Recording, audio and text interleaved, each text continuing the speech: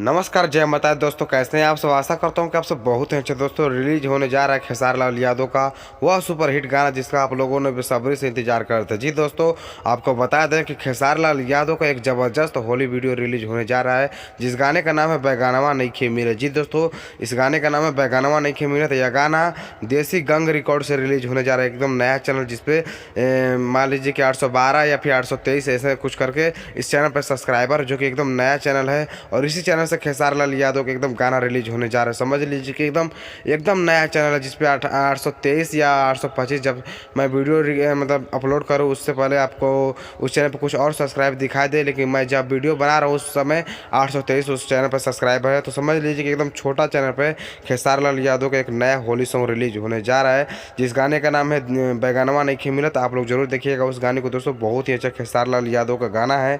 उस गाने को गाए हैं खेसारी लाल यादव, उस गाने को लिखे हैं सोनू सुधाकर जी, जो कि बहुत मस्त गाना है। तो वह गाना रिलीज होने जा रहा है कल सुबह, यानी बुधवार को सुबह 6 बजे रिलीज होगा देसी गंग रिकॉर्ड चैनल से। तो आप लोग जरूर देखिएगा और उतना ही प्यार दीजिएगा। और उसके बाद आपको बता दें कि खेसारी लाल यादव का एक से एक बढ़ के गाना आने वाला है। तो बस कुछ दिन इंतजार कीजिए, उसके बाद आप सभी को जरूर देखने को मिलेगा।